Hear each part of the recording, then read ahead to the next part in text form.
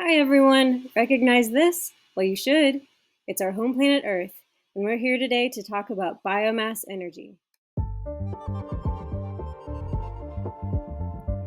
Imagine a renewable energy source that lowers greenhouse gas emissions, grows more trees, fights climate change, and creates jobs for local communities. Sounds too good to be true, right? That's because, unfortunately, it is. In the article Battles Over Biomass Energy, published August 2024 by Melba Newsom, this claim was said to have been made by Enviva Biomass, a company that produces biomass by turning wood into dense pellets that can be burned as fuel. In theory, biomass energy seems ideal, the concept behind it being that carbon emitted by burning pellets would be absorbed by the vegetation that regrows in the deforested area.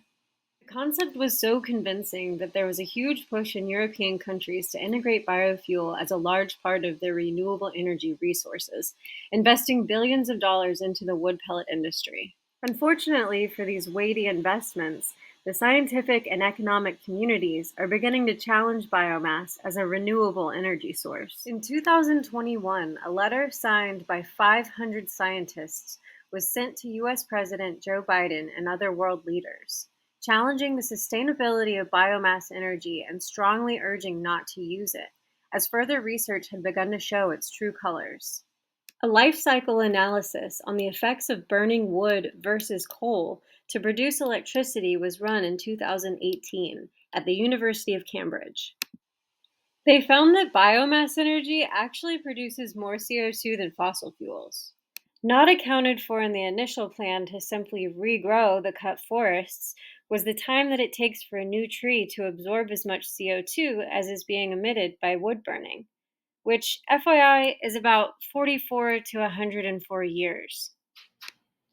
Despite this questionably large gap in time, wood pellets continue to be recognized around the world as an acceptable renewable energy resource. To add insult to injury, it's recently been brought to light that the European Union only accounts for emissions occurring at the point of production, but not at the point of combustion.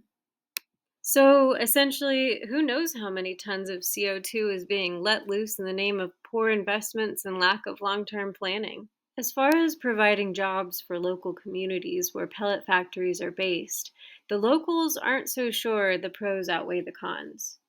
To start, these facilities are more likely to be placed in low-income communities with higher minority rates, the result being a lack of political influence to fight the plague of dust and noise surrounding these wood pellet plants. Between copious amounts of CO2, heavy lawsuits for air pollution, and puffs of our new inhalers, I think the answer here is pretty clear. Biomass is 2 thumbs down.